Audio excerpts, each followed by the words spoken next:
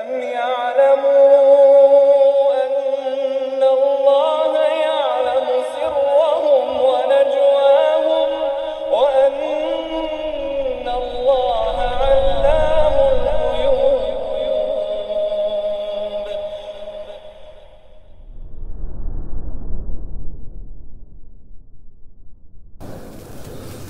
إن الحمد لله نحمده ونستعينه ونستغفره ونعوذ بالله من شرور أنفسنا وسيئات أعمالنا من يهده الله فلا مضل له ومن يضلل فلا هادي له أشهد أن لا إله إلا الله وحده لا شريك له وأشهد أن محمدا عبده ورسوله لا نبي بعده.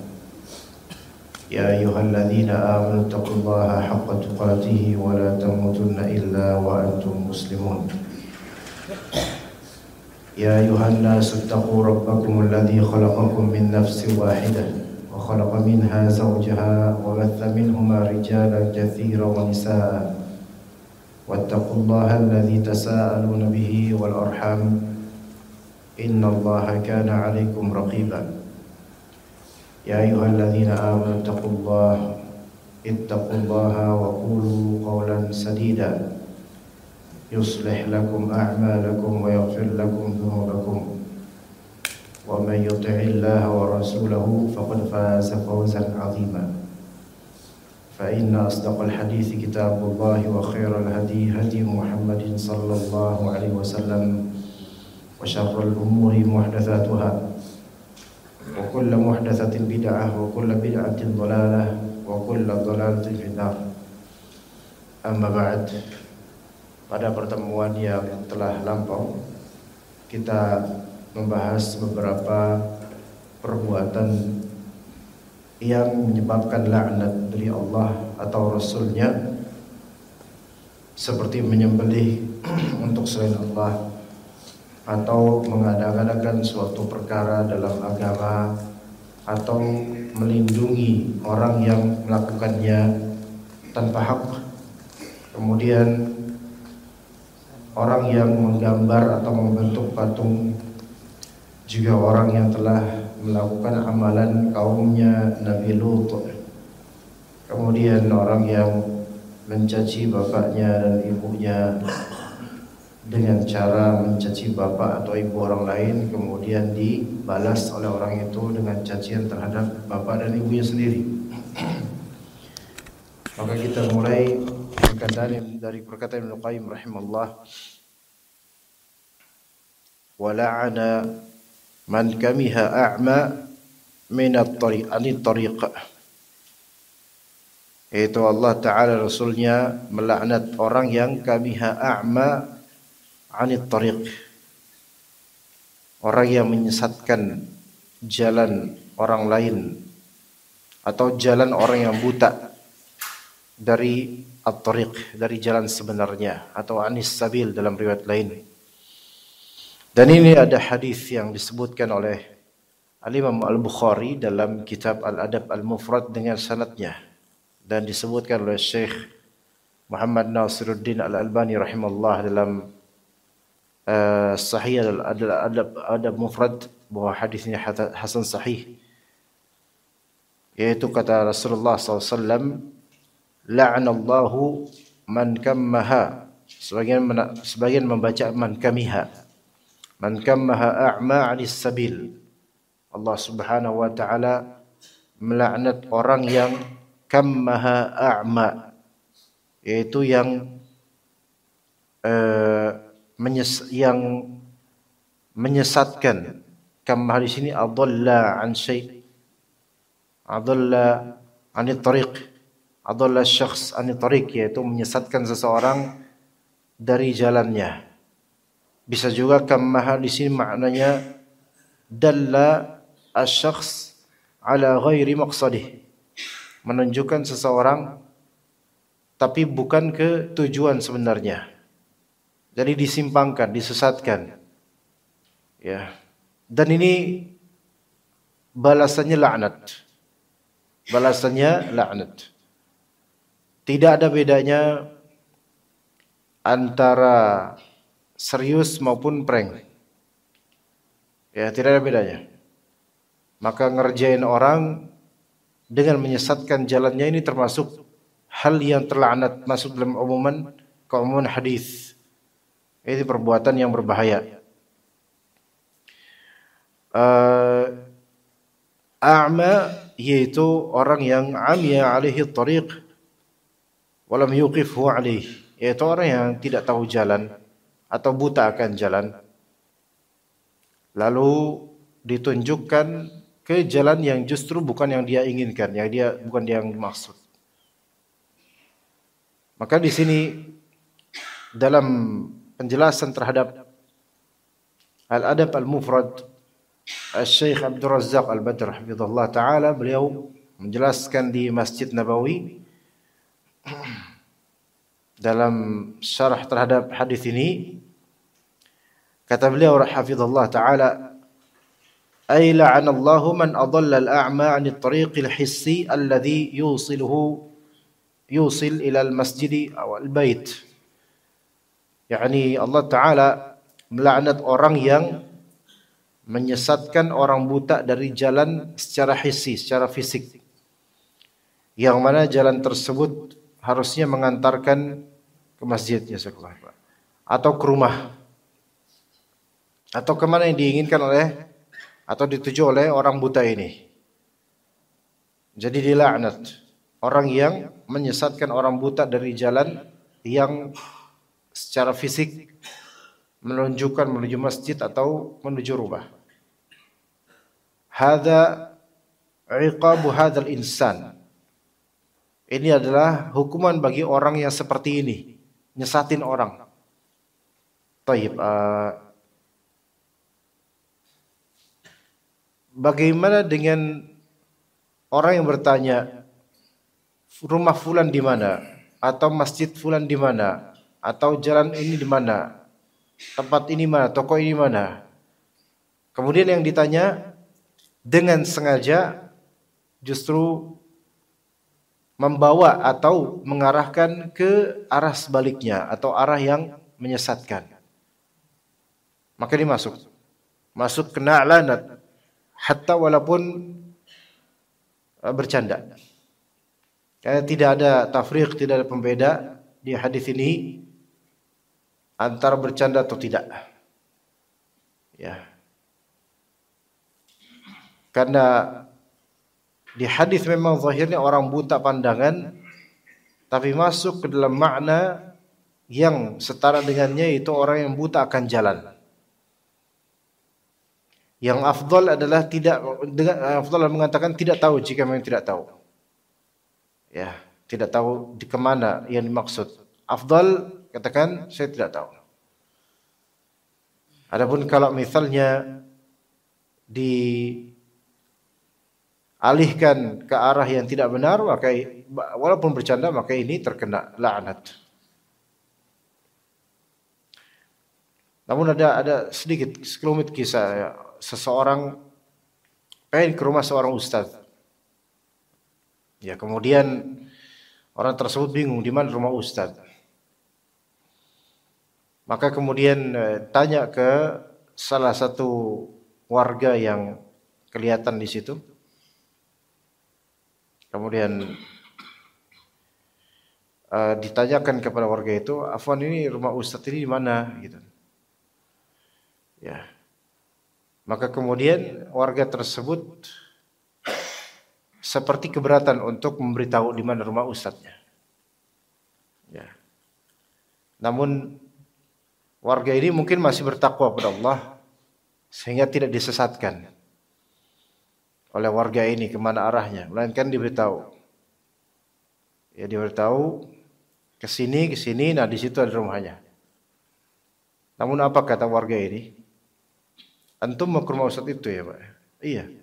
Tolong sampaikan kepada ustadz itu, kalau sholat di masjid, antum kan ustadz. Paham gak maksudnya? Kalau sholat di masjid, karena antum tuh ustadz, contohin ke masyarakat sholat tuh di masjid. Jangan cuma tahlilan doang, getol. Gitu. Giran ke masjid, adzan, nggak pernah sholat. Dan ini musyahad, ini ada seperti ini. Bahkan yang mengklaim keturunan dari nabi tertentu juga ada di suatu daerah yang Anda tahu sendiri orangnya, yang kadang-kadang murid-muridnya datang ke rumahnya bergerombol, dan masa-masa ketika tahun 2019 atau sekitar itu ada cekaman terhadap tokoh-tokoh agama, ketika itu ada tuh, ya. Sampai murid-muridnya kadang mengawasi di depan rumahnya atau di lingkungan, sehingga warga itu juga risih, ini ngapain sih, ini cuman untuk nindungin gurunya yang warga sendiri itu nggak pernah bergaul dengannya, dan dia nggak pernah bergaul dengan warga-warga. Ya tiba-tiba ini murid-muridnya patroli gitu di area RT situ demi melindungi sang guru. Padahal temboknya tinggi, pagarnya tinggi, ada CCTV dan ada jimat di atas pintu rumahnya. Apa nggak cukup tuh jimat tuh ngelindungin? Berarti nggak percaya dong sama jimat itu. Harusnya nggak usah pakai murid, karena udah ada jimat gitu kan. Ya, tapi seumur-umur di situ nggak pernah sholat berjamaah di masjid terdekat, nggak pernah. Ya, nggak pernah. Cuman kadang kalau ada undangan kemana, pakai mobil, konvoi dan seterusnya. Apakah Rasulullah seperti ini gitu loh? Enggak. Dan kalau warga pun mau mengarahkan di mana rumah sang fulan, itu orang dimaksud ini, itu mereka juga keberatan. Katanya ustadz, katanya kiai, katanya ulama, tapi nggak pernah tuh ulama kita nggak pernah ngasih kita ilmu, nggak pernah ngasih kita contoh dan teladan ke masjid kayak gitu. Itu ada seperti itu. Tapi orang-orang masih punya ketakwaan dengan tidak memelesetkan arah kemana rumah sang fulan. Ya, karena apa? Karena mengarahkan orang yang jalan yang tidak benar, maka itu akan mendapatkan laknat. Ini yang masalah apa? Jalan secara fisik saja. Baru itu. Lalu kata Syekh Abdul Razzaq apa? Fakaifa bi'iqabi man yukammihu an-nasa an sawa'is sabili an tariqil jannati fayakhudhahu minas sunani lil bid'i wa min at-tauhid ila syirki wa min al-haqqi ila ad-dhalal. Ini baru jalan material hissi, yang fisik, yaitu jalanan biasa, arah jalan biasa. Kena laknat orang yang menyimpangkannya. Bagaimana dengan hukuman orang yang mengalihkan manusia dari jalan yang lurus menuju jalan lurus, ya, yaitu jalan menuju surga, menyimpangkan manusia dari jalan menuju surga malah menuju sebaliknya, sehingga orang yang seharusnya ke sunnah malah dialihkan ke bid'ah. Yang ke sunnah malah dialihkan ke bid'ah. Orang udah mau ke benar malah dikasih amalan-amalan yang tidak ada dalilnya atau sunnahnya dari Nabi SAW. Wa min at-tauhid ila syirik. Orang mau bertauhid malah diajarin supaya berbuat syirik. Wa min al-haqqi ila ad-dhalal. Orang pengen benar malah jadi sesat. Maka ini seburuk-buruk orang yang Nabi SAW juga menyebut yang seperti ini du'at ila abwab jahannam. Para penyeru menuju pintu-pintu neraka. Dan ini juga disebut qutta'ut tariq, penyamun. Qutta'ut tariq, orang yang memotong jalan, maksudnya orang yang nunggu di jalanan untuk ngebegal.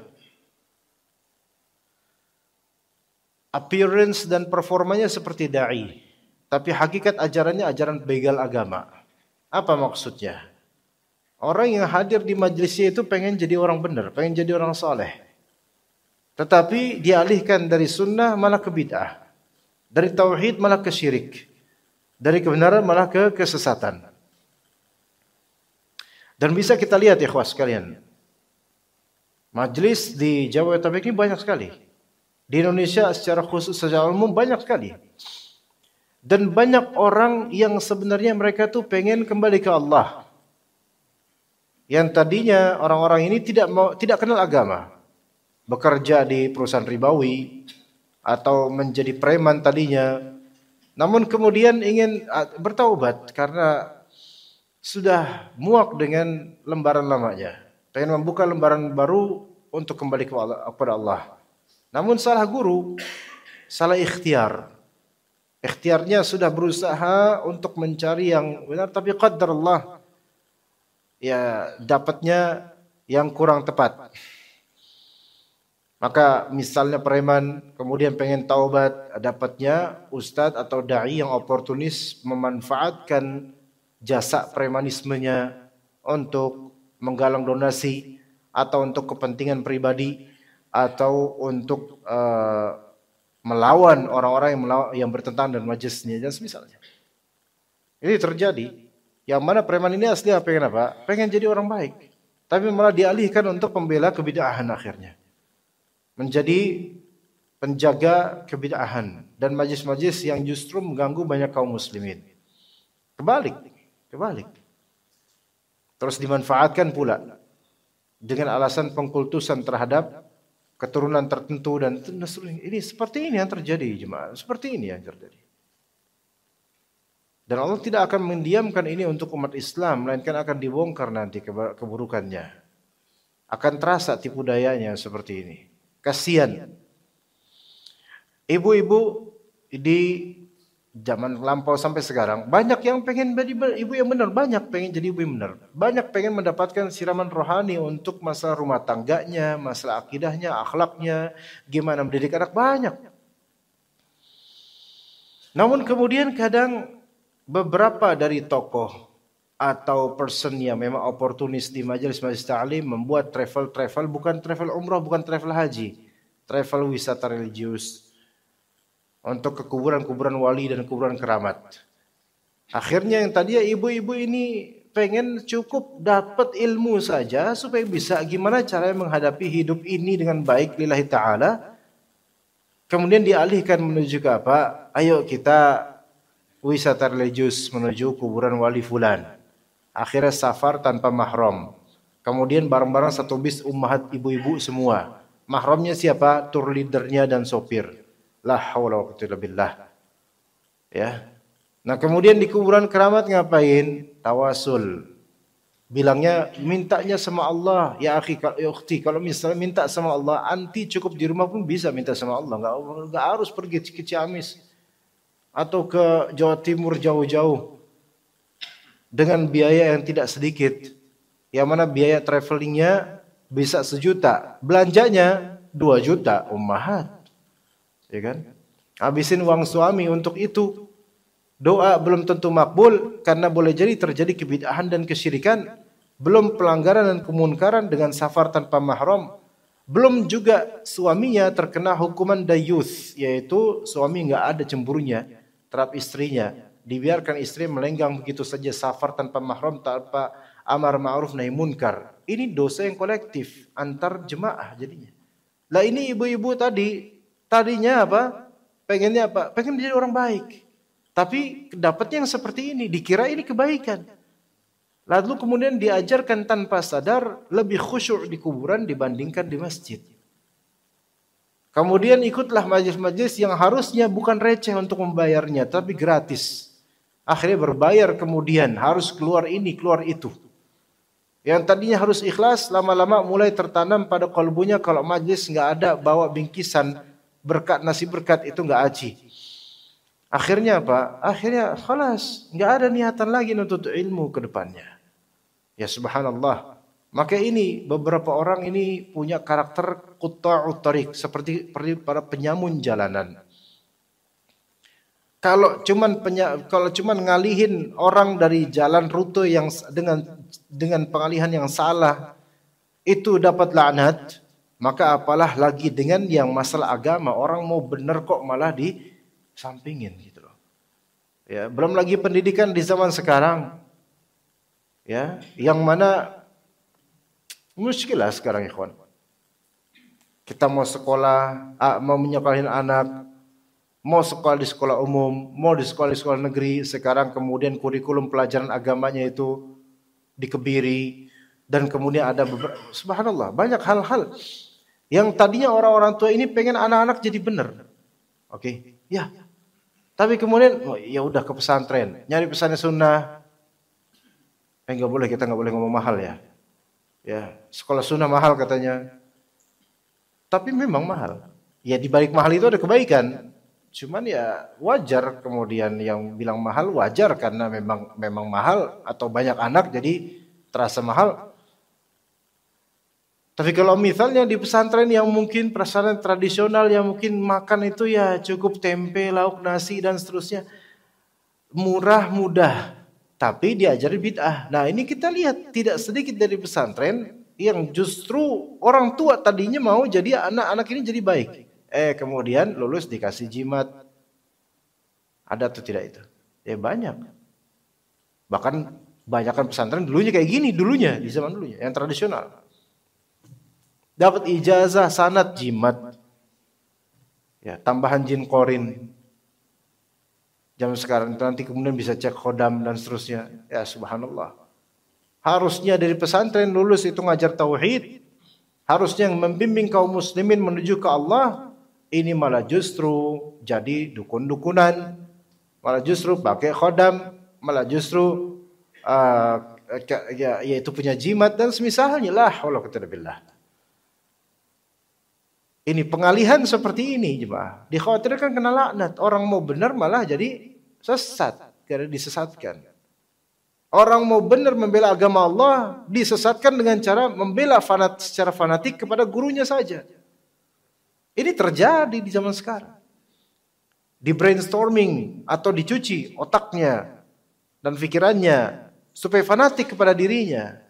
Maka yang terjadi bukan ta'zim terhadap din. Terhadap agama dan syariat. Tapi yang terjadi ta'zim terhadap ashkhas, terhadap person-person tertentu yang dikultuskan. Ini kan menyeleweng gitu loh.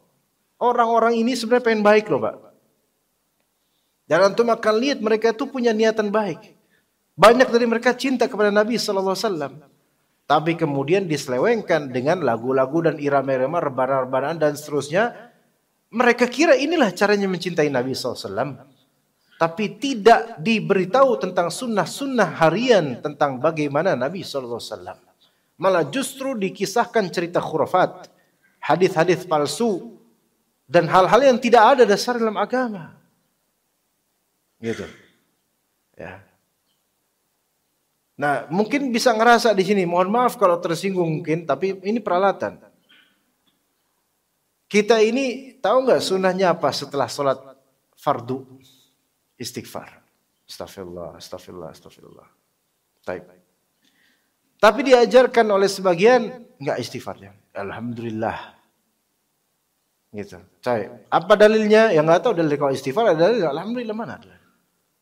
Assalamualaikum warahmatullahi. Alhamdulillah. Mohon maaf nih kalau yang seperti itu. Itu di mana dalilnya? Sambil ngusap alhamdulillah. Anda bersyukur selesai sholat. Sementara Rasulullah SAW mengajarkan istighfar. Taib ya istighfar, astagfirullah. Ya. Allahumma antas salam wa minkas salam, tabarak ya dzal jalali wal ikram. Oke. Kadang beberapa dari orang Indonesia ini mengkreasikan kemudian yang memang asalnya ada sunnahnya, namun ya karena ya ditambah-tambahin akhirnya. Orang pengen benar sesuai sunnah, akhirnya ditambahin dengan sempalan-sempalan lafal. Tadi cukup astagfirullah. Namun tambahin astaghfirullahaladzim alladzi la ilaha illa huwal hayyul qayyum wa atubu ilaih. Astaghfirullahaladzim alladzi. Kalimat tambahan alladzi la ilaha illa huwal hayyul qayyum wa atubu ilaih itu bukan untuk khusus setelah salat, jemaah. Sering dengar kayak gini. Banyak masih kayak gitu. Terang-terangan. Kalau ditanya apakah emang dari Nabi SAW lafal persisnya seperti ini setelah salat atau ini tambahan-tambahan karena kita ini kreator. Banyak yang membuat buah ditambah-tambahin, sempal-sempalin. Dari dalil. Memang ada asal sunnahnya, namun kita tambah-tambahkan, kemudian jadi rutinan. Ini yang menjadi bid'ah idhofiyah. Bid'ah tambahan, sempalan. Subhanallah 33, benar. Alhamdulillah 33, benar. Allah Akbar 33, benar. Dalam riwayat lain ada 10, ada. Dan riwayat lain juga ada beda-beda. Ada 33, 34, Oke, riwayat ada 5, kisaran ada 5 metode. Taib. Tetapi tidak ada yang kemudian dia komando dengan subhanallah, subhanallah, subhanallah. Dan kita lihat imam yang bicara kemudian subhanallahil-azim alladzi la ilaha illallah alhamdulillah. Tambahan ini nih antara subhanallahil-azim alhamdulillah, mana apa alhamdulillahilladzi tambahan tuh kalimat-kalimat ini dari mana? Allahu akbar, Allahu akbar, Allahu akbar. Terus tambahan lagi dan seterusnya. Ini banyak tambahan-tambahan seperti ini dari mana? Orang tuh pada pengen benar zikir gitu loh. Tapi kalau ditambah-tambahin sehingga seolah-olah inilah yang jadi benar gitu loh. Yang tadi udah mau benar nih udah ada asal sunnahnya, tapi ada tambahan-tambahan ini menjadi yang tadinya sunnah menjadi bid'ah jadinya. La haula wa quwwata illa billah. Kemudian doa setelah azan misalnya. Ada doa, ada sunnahnya memang, betul. Tapi masalahnya di kita ini kadang yaitu tambahan-tambahan itu yang membuat seolah itulah yang benar. Coba Allahumma rabb hadhihi da'wati tammah, benar. Wassalatil qa'imah, benar. Ati Muhammadanil wasilata wal fadilah. Tambahannya apa? Sayyidina. Loh, emang nggak boleh Sayyidina? Kan beliau sayyidnya kita, tuannya anak Adam. Itu ada hadisnya. Betul. Tapi antum sedang baca apa? Doa setelah adzan. Itu wiridnya dari siapa? Nabi SAW. Dan itu tidak ada Sayyidina di situ. Wah, repot banget. Emang repot. Yang bikin repot siapa? Yang nambahin. Coba nggak ditambahin? Nggak repot. Enggak, saya nggak kerepotan kok namanya Sayyidina. Nggak kerepotan di dunia. Di akhirat ditanya antum. Siapa yang nyuruh nambahin? Sok tahu antum. Antum yang sok tahu nambahin. Lebih tahu mana daripada Nabi SAW.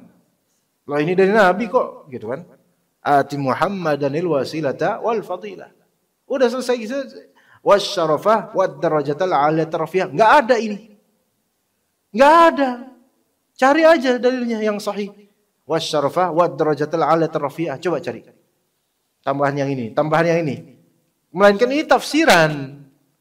Kan ati Muhammadanil wasilata wal fadilah. Wasyarafa wad darajatal aliyat rafiyah. Ini tafsiran terhadap wasilah. Ya gitu. Wa ba'athu maqaman mahmudan allati wa'adta. Oke, ini benar. Alladzi wa'adta. Ya, ini benar. Tapi tambahan innaka la tukhliful mi'ad ini enggak ada. Nah, ini kan lihat ada 3 sempalan dalam doa ini. 3 sempalan. Tahu enggak sebelumnya? Kita belum tahu karena ini yang terpatri selama ini jemaah. Kalau kita lihat diri kita dan jemaah yang lain ketika mereka mau doa setelah azan udah bagus banget itu Masya Allah. Ikut sunnah, alhamdulillah doa setelah azan. Itu kebaikan yang berkah Masya Allah. Ikut sunnah. Tetapi orang udah bener mau ikut sunnah, ditambah-tambahin lafalnya. Begitu jemaah. Ya gitu ya. Orang mau selawat ditambah-tambahin lafal selawatnya. Dan dijadikan dengan lagu dan seterusnya. Ini kita berikan warning di sini supaya sadar Pak. Ini agama, bukan ceplak-ceplok kita semaunya kemudian asal ikutan dan seterusnya. Ternyata selama ini kita itu ada sisi keterpedayaan dengan yang sudah biasa terjadi dan terwiridkan. Padahal belum tentu kayak gitu dalam Islam. Baik Pak ya. Jangan marah tapi ya, wah Ustadz ini apa-apa disalahin. Ya emang salah. Mau masa salah terus saya bilang bener Pak, itu bohong saya berarti. Masa udah dibohongin mau saya bohongin juga. Sekarang kalau misalnya doa asghil Pak, doa asghil. Salawat asghil tahu enggak Pak? Salawat asghil. Kalau namanya mungkin sampean baru dengar sekarang, tapi kalau lafalnya sampean yakin udah sering dengar. Allahumma shalli wa sallim ala Muhammad. Gitu enggak? Benar enggak? Wa asghilil zalimin bil zalimin. Pasti sering dengar Pak. Bahkan mungkin antum pelakunya. Wa akhrijna min bainihim salimin. Wa ala alihi wa sahbihi ajma'in. Salawatnya yang mana nih? Cuman Allahumma shalli wa sallim ala Muhammad. Oke. Sampai wa ala alihi wa sahbihi ajma'in. Nah itu salawatnya. Tambahannya apa sekarang? Wa asyilil zalimin bi zalimin. Wa akhrijna min bainihim salimin. Ini tambahan. Enggak ada sama sekali dalil yang palsu pun enggak ada. Sampai hadis maudhu enggak ada ini kalimat. Dari mana ini? Kalau Yusuf Mansur, dari mana duitnya? Kalau ini dari mana dalilnya? Mana dalil? Dari mana ini? Antum cari di kitab-kitab hadis palsu aja. Angkat tangan ulama-ulama hadis palsu. Enggak ada, ya, akhi, enggak ada. Ini saking palsunya. Apa artinya? Ya artinya mungkin bagus, tetapi menyempalkan di antara selawat ini yang bermasalah, Pak. Orang mau selawat tapi disempal-sempalkan, jadinya apa? Dirutinkan pula, jadinya apa? Bid'ah jadinya. Wa asghilidz zalimin bidzalimin artinya apa? Ya Allah, sibukkanlah orang-orang zalim, disibukkan dengan sesama orang zalim. Wa akhrijna min bainihim salimin, dan keluarkanlah kami dari antara mereka dengan selamat. Emang bagus sih. Cuman kan ini dijadikan apa? Selawat, namanya selawat asghil. Itu mungkin dari Nabi Adam sampai Nabi Muhammad ditanya, ada enggak selawat asghil? Enggak ada tahu orang, enggak ada. Bahkan dari zaman sahabat sampai mungkin sekarang dari ulama yang memang ahli hadis dan pakar hadis, ini enggak ada ini. Ya coba aja. Emang itu ada baiknya doa itu, yaitu. Tapi ketika itu disematkan, Allahumma shalli wa sallim ala Muhammad, oke? Wa ashili zalimin bi zalimin wa akhrijna min bainihim salimin. Akhirnya masih selawat wa ala alihi wa sahbihi ajmain. Dengan awal selawat, di akhir selawat ditambahin dalamnya masukin. Itu namanya itu. Itu namanya bid'ah idhofiyah, yaitu bid'ah diidhofahkan, dinisbatkan, dimasukkan, disempalkan. Ya selama ini kita nggak sadar, ngiranya yang di mana-mana digaungkan. Ini nih baru selawat nih. Ya selawat emang bagus. Tentu ini amalan mulia, tetapi ini loh tambahan-tambahan ini. Orang pada suka selawat, orang pada pengen selawat dengan orang pengen pahalanya tuh ngalir. Karena Allah Ta'ala akan berselawat padanya 10 kali. Diangkat derajatnya, dapat pahala, diampuni dosa. Amalan soleh selawat itu. Tetapi ketika dialihkan dari selawat yang sebenarnya itu baik, bagus, terus disempal-sempalkan, ia tertolak selawatnya. Karena apa? Man ahdatha fi amrina hadha ma laysa minhu fahuwa rad. Siapa yang mengadakan perkara dalam agama yang tidak pernah kita perintah, gak ada urusannya di agama kita, gak ada perintahnya Rasulullah, maka tertolak. Selawatan itu kan amalan saleh. Berarti ada petunjuknya, ada. Siapa yang nunjukin? Rasulullah. Lah kalau nggak ada di sini yang kayak gini dari Rasulullah, terus versi siapa? Kita kan minta pahala kan dari Allah. Dan Allah mensyariatkan lewat Rasulullah. Lah kalau Allah dan Rasulullah SAW tidak mensyariatkan yang seperti ini, lah terus kita nyari pahalanya dari siapa nih salawat yang seperti ini? Begitu jemaah. Orang pada pengen selawat, dialihkan ke selawat yang versi ormas tertentu, versi tariqah tertentu, negara tertentu. Nanti ada salawat versi suku ini, salawat versi provinsi ini. Ya salam, ini Islam berpecah belah dong dengan ini jemaah. Ya maka kalau misalnya menyelewengkan orang dari jalan raya menuju jalan kampung, padahal dia pengen ke jalan raya, ini kena laknatnya orang yang justru ngalihin kayak gini dengan sengaja atau bercanda. Apalagi kalau ini jalannya ke surga, diselewengkan menuju ke neraka. Kullu bid'atin dhalalah wa kullu dhalalatin finnar. Setiap kebid'ahan ini kesesatan, setiap kesesatan ke neraka. Kita bukan berarti mendoakan kaum muslimin supaya ke neraka. Ini yang namanya tanbih tadzkir, mengingatkan. Syukur loh ada yang ngingetin, Pak. Kalau nggak ada yang ngingetin, nggak tegak hujah, nanti yang ditanya dai-dai juga. Ente ngapain aja ngajar? Kok nggak ngingetin hal kayak gini? Paling dibutuhkan kaum muslimin. Ibarat ada dokter, orang lagi sakit, biarin aja sakit, ntar juga mati. Kan nggak kayak gitu. Kasih resep, Pak, maaf Pak. Bapak sakit apa? Saya kayaknya ini pegel banget, ini sakit ini. Itu Bapak lagi makan apa tuh? Tunjang. Ya Pak, jangan Pak. Ya itu dokter yang benar tuh. Bukan nggak apa-apa, makanya tunjang. Nih saya tambahin ati gitu. Kan nggak mungkin juga kayak gitu. Seperti itu jemaah sekalian. Mungkin sebagian dari kita baru tahu beberapa hal ini, tapi saya ingatkan gitu loh. Pahit itu lebih baik selama itu kebaikan daripada manis-manis terus gula. Ayo, nanti kegemukan repot nanti urusannya. Ya, anak sekarang aja ada yang cuci darah gara-gara minuman-minuman yang gula dan semisalnya. Ayo. Ya, jadi jangan cuman yang manis-manis doang Pak dakwah itu. Kadang-kala perlu yang pahit-pahit. Salah ternyata. Justru bersyukur Pak kadang-kadang dengan pahit-pahit. Orang makan sambiloto supaya apa? Supaya sembuh. Itu lebih afdol daripada dia minum jus mulu supaya seneng. Gak bisa, nanti sakit. Seperti itu jemaah sekalian. Ya. Ini kapan selesainya kajiannya Pak? Saya pengen cepat-cepat selesai karena pengen cepat aja gitu. Maka kata Syekh Abdul Razak,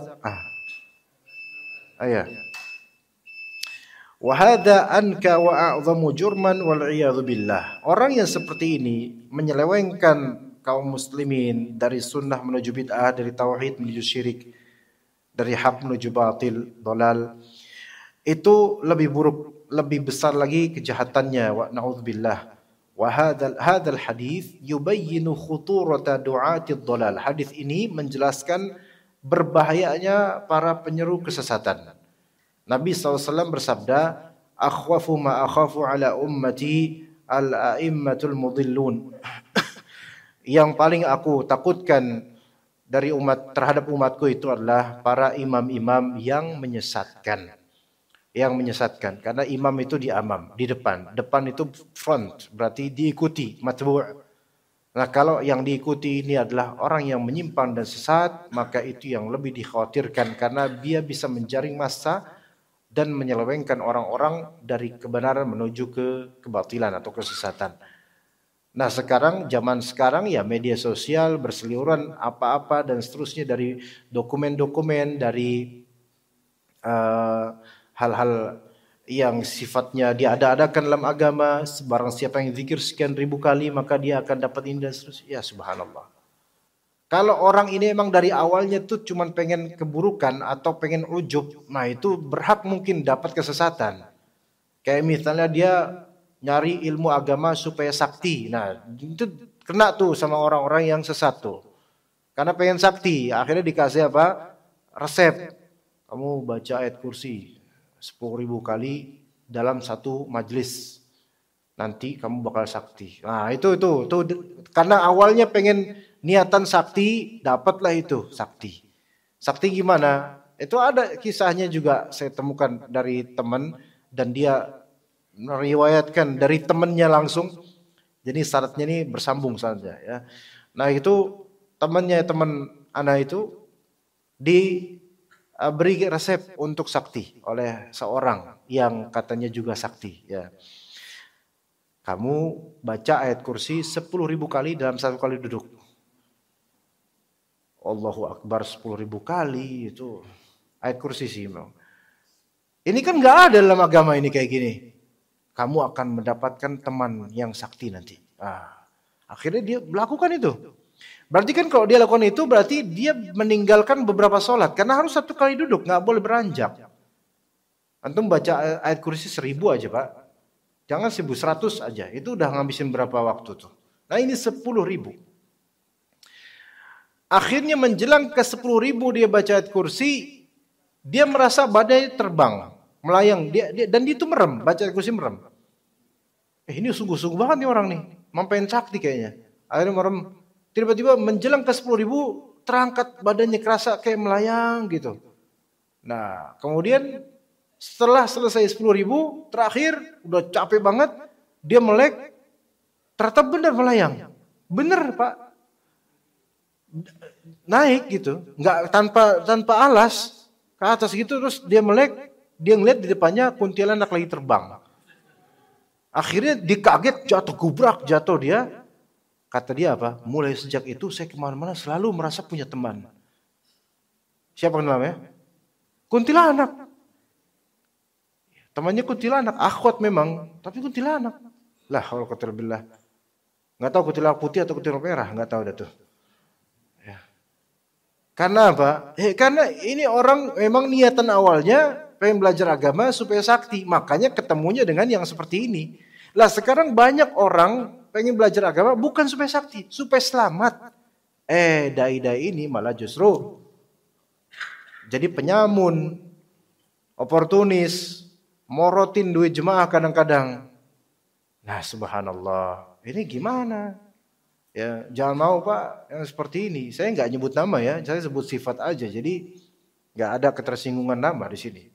Tapi sifat-sifat seperti ini di zaman Indomaret dan Alfamart bertebaran di mana-mana seperti sekarang ini banyak dai butuh income. Makanya butuh jemaah. Dan untuk merekrut jemaah butuh fanatisme juga supaya mengalir pundi-pundi uang, bukan pundi-pundi amal. Oportunis jemaah. Apalagi dai ini nggak punya skill kecuali omong kosong doang, atau nggak punya skill kecuali retorika doang. Ah, itu di situ barang dagangannya. Nggak bisa dagang, nggak bisa kerja, bisanya ngomong doang. Di sini barang dagangannya. Apalagi jual nama, jual nasab, jual ini, jual itu. La haula wala quwwata illa billah. Dulu aja Fatimah aja kata Nabi SAW, seandainya Fatimah anakku mencuri, aku nggak bisa menahan untuk dia dipotong tangannya. Itu Fatimah putrinya Nabi SAW. Maka nggak ada kebanggaan dalam masalah nasab atau apa. Kalau benar, benar alhamdulillah. Kalau salah, ya salah. Mau apapun anaknya siapa, anaknya ustadz, anaknya siapa, kalau salah ya salah. Salah. Itu agama Islam seperti itu. Nabi mengatakan kalau Fatimah seandainya mencuri maka aku potong tangannya. Ini anaknya Nabi loh. Ya. Rasulullah sendiri yang potong. Lah kalau kita bilang ini kita makanya jangan terpedaya. Lebih kritis lagi jemaah, bukan berarti sombong, bukan. Tapi untuk selamat diri kita dan keluarga kita. Jangan sampai ketipu. Ya. Karena orang nggak bisa nipu lewat duit, bisa nipu lewat ucapan dan agamanya gitu. Ya seperti itu jemaah sekalian, mudah-mudahan bermanfaat. Barakallahu fikum jami'an. Tapi ini udah syuruk belum kira? Ya. Ada yang bertanya atau enggak, Pak? Kalau enggak ada, kita diam aja. Iya, Pak. Ya, boleh bareng Bapak sama Ibu, boleh bareng nanya. Silakan, yang Ibu dulu.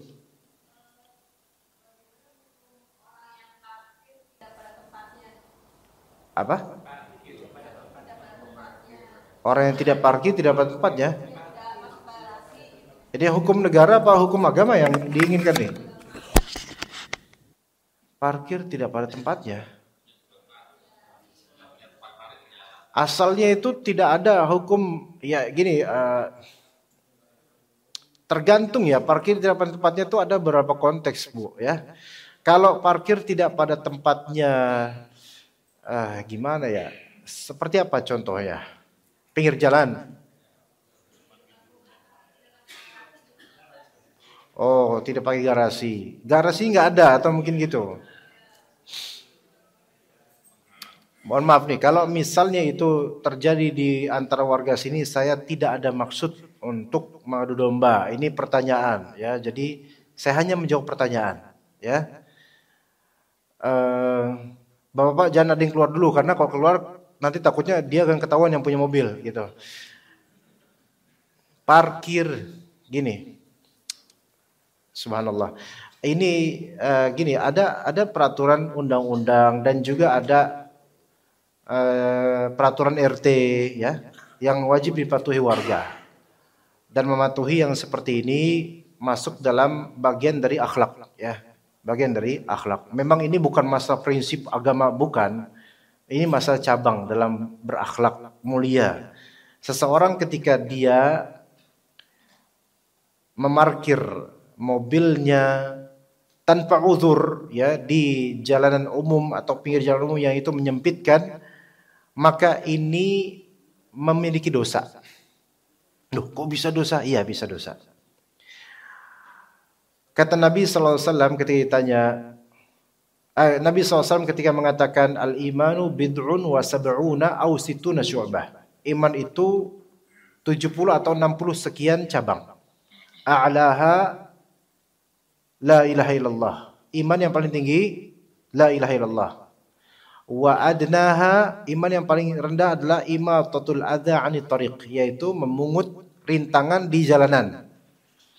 Kata Syekh Utsaimin rahimahullah, seseorang ketika memungut rintangan di jalanan itu dapat pahala, maka membuat rintangan di jalanan dapat dosa. Mafhum mukhalafahnya gitu, pemahaman terlalu gitu. Gimana?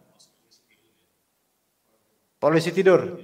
Kalau polisi ini nyambungnya jauh, nanti nyambung kemana banyak portal, polisi tidur, nanti tiang listrik dan seterusnya. Ini gimana nih? Yang mana nih yang mau dipilih nih? Gini, mau mobil kek, mau polisi tidur kek, mau polisi beneran ditidurin di situ kek. Pokoknya kalau itu menghalangi jalan, itu masuk dalam kategori berdosa. Kecuali berudzur. Ya, misal berudzur. Misal kalau rumah itu ada renovasi, nggak bisa, harus di pinggir jalan. Ini udzur. Ya. Atau kalau misal belum punya garasi terus punya mobil, ini bukan udzur, Pak. Ini bukan udzur. Anda sebelum membeli mobil mikir-mikir gitu loh, mau parkir di mana, jangan nyusahin orang demi kepuasan atau kepemilikan Anda. Kalau polisi tidur ada rincian. Kalau polisi tidur ini dari pemerintah, sebagian beberapa polisi tidur nggak tahu kalau di Bekasi ya, itu nggak masalah dari pemerintah, itu keputusan ulil amri. Kalau polisi tidur itu swadaya masyarakat, dilihat. Kalau inisiatif pribadi, maka wajib dengan kesepakatan di RT atau kauman warga situ. Kalau cuman dari pribadi dan jalan itu bukan milik pribadi, milik umum atau milik pemerintah, enggak boleh secara personal nyewa orang untuk bikin polisi turun. Apapun mau bagaimanapun itu. Walaupun tujuannya maslahat supaya enggak banyak yang ngebut dan seterusnya, tapi harus dengan persetujuan dari rukun RT. Ya, seperti itu. Karena polisi turun kan ini untuk masyarakat juga. Resah atau enggaknya kan gimana mereka, gimana Pak RT keputusannya. Begitu Pak. Kalau misalnya dari RT langsung, kebijakan RT, ya itu lebih afdol. Tapi kalau individual semaunya ini jangan. Semasuk portal juga. Ya seperti itu Pak ya. Begitu Bu, soal yang tadi mobil parkir pinggir jalan. Ini tidak ada maksud, ya saya jawab nggak ada maksud apa-apa, tetapi hanya menjawab pertanyaan saja. Maka kalau misalnya memang belum punya garasi, maka mobilnya mungkin bisa diparkir yang lebih afdol, yang lebih cocok. Misalnya di genteng misalnya atau di mana gitu ya. Sekalian aja yang nyeleweng. Ya, jangan di pinggir jalan karena itu mengganggu dan bisa berdosa. Dan itu bisa namanya kata Nabi SAW, man kana yu'minu billahi wal yawmil akhir fala yu'zi jarahu. Barang siapa yang beriman kepada Allah dan hari akhir, maka jangan dia mengganggu tetangganya. Nah, ini kan yang lewat kan biasa tetangga. Kalau merasa terganggu dengan adanya parkir mobil di pinggir, itu masuk dalam pelanggaran dan bisa masuk dosa. Kalau kita beriman kepada Allah dan hari akhir, jangan kayak gitu. Kecuali ada uzur yang tadi saya sebutkan. Begitu Bu ya. Ini orang berbeda Bu? Oh, kalau Ibu nanya ini berentet ini.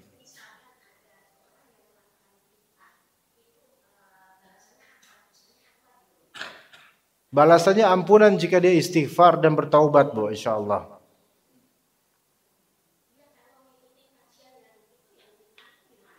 Kalau tidak tahu, semoga Allah maafkan. Udah pokoknya saya pengennya positif aja Bu. Ya nanti kalau saya neraka, sesat, enggak ya. Kalau dia bertaubat istighfar, Allah maafkan. Kalau dia tidak tahu, semoga Allah maafkan. Itu aja, Bu ya.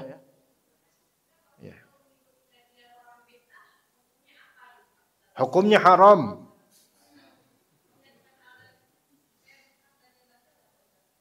Iya, mengikuti yang batil, tapi hukumnya haram. Tapi kalau dia nggak tahu, Bu, nggak semua orang tuh paham hal kayak ini, Bu. Jadi ya kita beri uzur, kita dapat hidayah, alhamdulillah. Ya, apa Bu? Menolaknya pun ada orang menolak karena nggak paham. Sehingga kita beri uzur, mudah-mudahan Allah maafkan. Gitu aja Bu.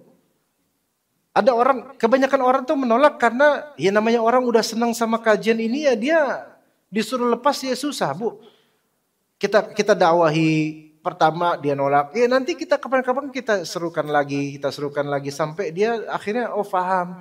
Orang nggak bisa kan, nggak semua orang sekali kasih tahu langsung paham total. Nggak semua orang Bu. Jadi jangan bertindak kemudian memvonis ini orang ini dosa besar, ini orang ini bakal ke neraka. Enggak usah. Dia Pak ini haram, nggak boleh ikut itu karena itu mengajarkan nggak benar. Itu kadang-kadang orang menolak dulu. Gitu. Jadi pelan-pelan Bu. Ya Bu ya. Ini soalnya umahat kadang-kadang lebih ekstrim soalnya kalau udah dakwah itu lebih ekstrim. Iya, nyangkutnya jauh-jauh nanti. Hai Pak. Soal zikir yang tambahan ini, kalau misalnya kita lagi zikir, misalnya yang ada hitungan 3 di tengah-tengah kita misalnya ada menjawab salam, itu gimana? Nggak perlu diulang lagi, melainkan dia lanjut aja yang sudah tersisa. Yang subhanallah itu kan ya Pak. Dia nggak perlu mengulang lagi, dia lanjut yang tersisa gitu. Seperti itu ya. Oke, sepertinya udah suruk ya.